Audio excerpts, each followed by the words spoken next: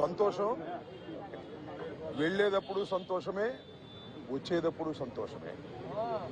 ఎందుకంటే 18 రోజుల పాటు ఆల్ ఆర్ బెయిలబుల్ కేసెస్ 18 రోజుల పాటు సెంట్రల్ ప్రిజన్లో ఉండవలసిన పరిస్థితి ఏర్పడింది. దీనికి కారణం ఈ ప్రభుత్వం, పోలీసులు కుమ్మక్కై చేసినటువంటి సంఘటనలు. నేను చాలా వివరంగా గుంటూరు వెళ్ళిన తర్వాత మళ్ళా మాట్లాడతాను. నేను అందరికీ ఈ సందర్భంగా నా ధన్యవాదాలు తెలియజేస్తున్నాను. నాకు ఎవరైతే సపోర్ట్ చేశారో ఈ సంఘటనలో, ఎవరైతే మద్దతు పలికారో వారందరికీ నా హృదయపూర్వక ధన్యవాదాలు. అలాగే కొంతమంది మద్దతు పలకలేదు, వారికి కూడా నా ధన్యవాదాలు. వారు ఏమన్నారంటే, పెద్ద మాట అన్నారు, దానికి కూడా నేను గుంటూరు వెళ్ళిన సమాధానం చెప్తా. అదేమన్నారంటే, అసహ్యంగా మాట్లాడితే దాడులు చేయరా అని. అసహ్యంగా మాట్లాడితే దాడులు చేయదలుచుకుంటే ఎంతమంది మీద చేయాలి? అసహ్యంగా మాట్లాడే వాళ్ళ మీద. అది ఒక అంశం. వాళ్ళకు కూడా నేను రేపు నా సమాధానాన్ని తప్పనిసరిగా చెప్తా. 18 రోజులు నన్ను జైల్లో పెడితే నేను భయపడతా అనుకున్నారేమో. భయపడే ప్రశ్న ఈ అంబటి రాంబాబుకు ఉద్భవించదని మనవి చేస్తున్నా. ఎందుకంటే ఈ చంద్రబాబు నాయుడు గారి ప్రభుత్వం వచ్చినప్పుడే జైల్లో ఉండటానికి సిద్ధపడ్డానని కూడా ఈ సందర్భంగా మనవి చేస్తున్నా. నన్ను హింసించాలని, నన్ను జైల్లో పెట్టాలని చంద్రబాబు, లోకేష్ ఎప్పటి నుంచో ప్రయత్నం చేస్తున్నారు. ఎక్కడో దొరికాను, లోపల పెట్టారు. చూద్దాం, టైం విల్ కమ్ అగైన్. పరిస్థితులు మళ్ళా మారతాయి. ఈ పాపానికి వారు పరిష్కారం చేయక తప్పదని కూడా ఈ సందర్భంగా నేను మనవి చేస్తున్నాను. రాజమండ్రి సెంట్రల్ ప్రిజన్ నాకు పట్టుదలను పెంచే ఒక శిక్షణా కేంద్రం అని కూడా ఈ సందర్భంగా నేను మనవి చేస్తున్నాను. మరింత పట్టుదలగా, మరింత కసిగా ఎన్ని కేసులు పెట్టినా, ఎన్ని రోజులు జైల్లో ఉన్నా ఒక్క అడుగు కూడా వెనక్కు వెయ్యను. జగన్మోహన్ రెడ్డి గారి నాయకత్వంలో ఈ కూటమి ప్రభుత్వాన్ని ప్రజాస్వామ్యబద్ధంగా కూల్చేంత వరకు ఈ పోరాటం ఆగదు. ఎన్నిసార్లు జైల్లో పెట్టినా వెనక్కు వెళ్లే ప్రశ్న లేదు. అన్యాయంగా, అక్రమంగా జైల్లో పెట్టారు. నా ఇల్లు దహనం చేయడానికి ప్రయత్నం చేశారు, నా కార్లు బగలగొట్టారు, నా ఆఫీస్ బగలగొట్టారు, నా పెళ్ళాం బిడ్డల్ని తరిమి కొట్టారు, నన్ను చంపడానికి ప్రయత్నం చేశారు, తీసుకొచ్చి జైల్లో పెట్టారు. ఏమైంది? ఏమైద్దని అడుగుతా ఉన్నా. చంద్రబాబు నాయుడు అడుగుతా ఉన్నా, లోకేష్ని అడుగుతా ఉన్నా. ఏమైద్ది? ఏమైద్ది? ఏమీ కాదు. మళ్ళా కాలం గిరున తిరిగి వస్తుంది. అన్నిటికీ సమాధానం ఇవాళ చాలామంది మిత్రులు మాట్లాడారు. బయట జరిగిన సంఘటనలు నాకు తెలియదు, చాలా తక్కువ మాత్రమే, పేపర్లో ఉన్నవి మాత్రమే నేను తెలుసుకున్నాను. జైలు జీవితాన్ని నేను అనుకోకండి, ఎంజాయ్ చేశాను. ఎంత కఠినంగా ఉన్నా ఎంజాయ్ చేశాను.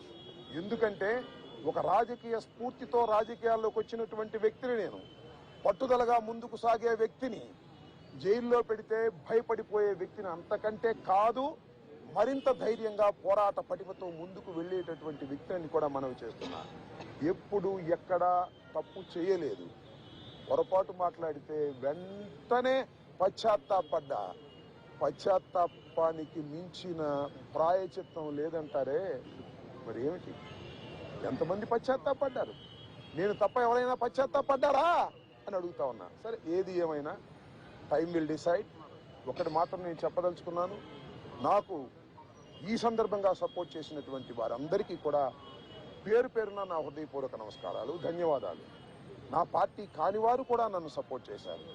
దాడులు చేయటం తప్పన్నారు, దాడులు అన్యాయం అన్నారు. ఒకవేళ తప్పు మాట్లాడితే కేసు పెట్టి లోపల పెట్టాలి కదా, ఇంటి మీద దాడి ఏంటి అన్నారు. దాడి చేసిన వాళ్ళకు బెయిల్ వచ్చింది. దాడి చేయించుకున్న నాకు 18 రోజుల తర్వాత బెయిల్ వచ్చింది. ఏం చేయగలిగారు? ఏం చేస్తారు? దేనికైనా సిద్ధపడి రాజకీయాల్లో జగన్మోహన్ రెడ్డి వెంట నడుస్తున్నటువంటి వ్యక్తులం. ఆ రోజు రాజశేఖర రెడ్డి వెంట నడిచాం, ఇవాళ జగన్మోహన్ రెడ్డి గారి వెంట నడుస్తాం, తుదకంటూ నడుస్తాం. బొందిలో ప్రాణం ఉన్నంత వరకు జగన్ వెంట నడుస్తాం. ఏ విషయాన్నైనా, ఎన్ని కుట్రలనైనా, ఎన్ని కుతంత్రాలనైనా ఎదుర్కోవడానికి సిద్ధంగా ఉన్నామని కూడా ఈ సందర్భంగా మనవి చేస్తున్నాను. అందరికీ నా హృదయపూర్వకమైన ధన్యవాదాలు ఈ సందర్భంగా తెలియజేసుకుంటున్నాను. మళ్ళా రేపు వివరంగా గుంటూరులో ప్రతి విషయం గురించి కూడా నేను మాట్లాడతాను. ఇంకోని అడిగితే అడగండి.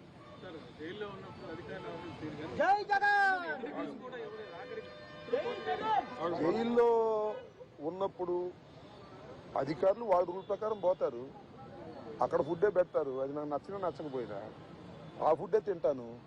ఏం కలకాలం తింటాను ఆ ఫుడ్. ఆ పెట్టిన ఫుడ్ నాకు నచ్చలేదు, ఎందుకంటే కొద్దిగా డబ్బులు ఉండవాళ్ళం కదా, మంచి ఫుడ్ తింటాం. జైల్లో మంచి ఫుడ్ కావాలంటే వస్తుందా? కోర్టు వారు నాకు ఆర్డర్ ఇవ్వలేదు. ఓకే, జైలు అధికారులు వారి ప్రవర్తన వాళ్ళది. వాళ్ళు నాకేమో స్పెషల్గా ఏం చూడాల్సిన అవసరం కూడా నేను ఎప్పుడు కోరుకోలేదు, కోరుకోను కూడా. సామాన్య ప్రశ్నలుగానే ఉండటానికి నేను ఇష్టపడ్డాను. కోర్టు ఆర్డర్ ఇస్తే బయట భోజనం తిన్నాం అనుకున్నాం, కోర్టు ఆర్డర్ ఇవ్వలేదు, లోపల భోజనమే తిన్నాం. కొద్దిగా చిక్కినట్టున్నా, అయినా ఏం కంగారేం లేదు, ఏం ఇబ్బంది కూడా ఏమి లేదు. ఆరోగ్యం బ్రహ్మాండంగా ఉంది, ఆరోగ్యం మరింత పట్టుదలగా ముందుకు సాగుతుంది.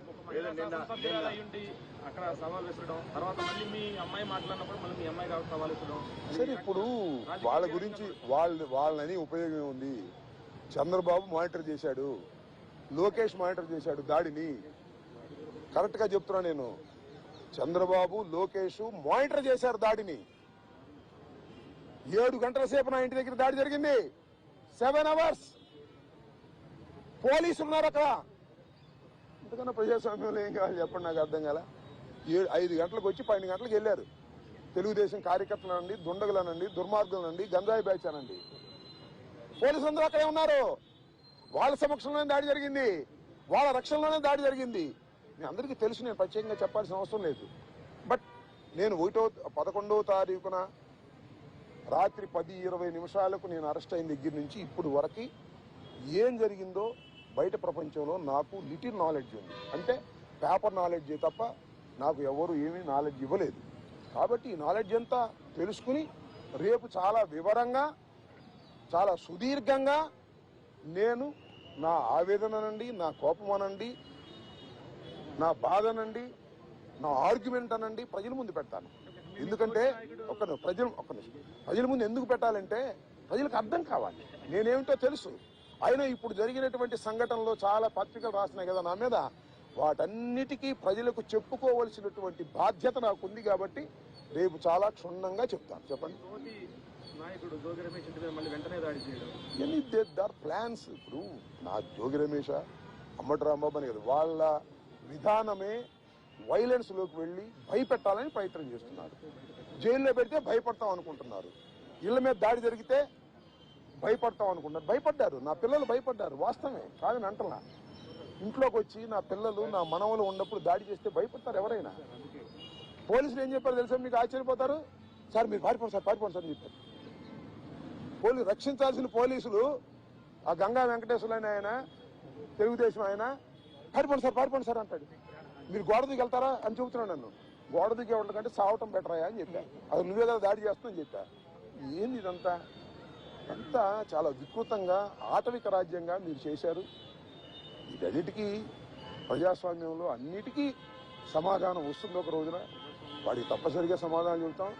మీరు కేసులు పెట్టి భయపెట్టాలనుకున్నారు, భయపడం, మరింత ధైర్యంగా ముందుకు సాగుతామని కూడా ఈ సందర్భంగా మరోసారి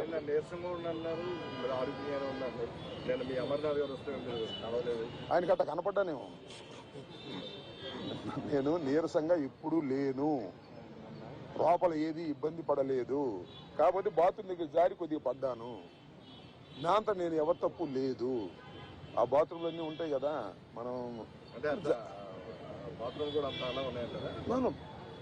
అలా ఉన్నాయంటే జైల్లో ఎలా ఉంటాయి అలాగే ఉన్నాయి.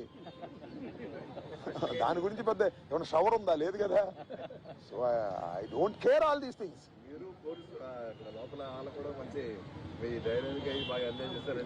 I don't know that. ఇప్పుడు నేనైతే ఒకటి, ధైర్యాన్ని వీడలేదు, వీడను, ప్రాణాలకి తెగించే ఉన్నాము. ఎందుకంటే పోలీసులను అడ్డం పెట్టుకుని మనుషులను చంపే అలవాటు చంద్రబాబుకి, లోకేష్కి ఉంది. కాబట్టి వీఆర్ రెడీ ఫర్ దాట్. దాని గురించి ఏం కంగారు పడాల్సిన అవసరం లేదు, భయపడాల్సిన అవసరం లేదు. జైల్లో పెడితే భయపడిపోతాం అనుకునే పిచ్చి వాళ్ళు జైల్లో పెడితే మరింత ధైర్యంగా పోరాడతాం అనే విషయాన్ని తెలుసుకోవాలి అనేది నా భావన.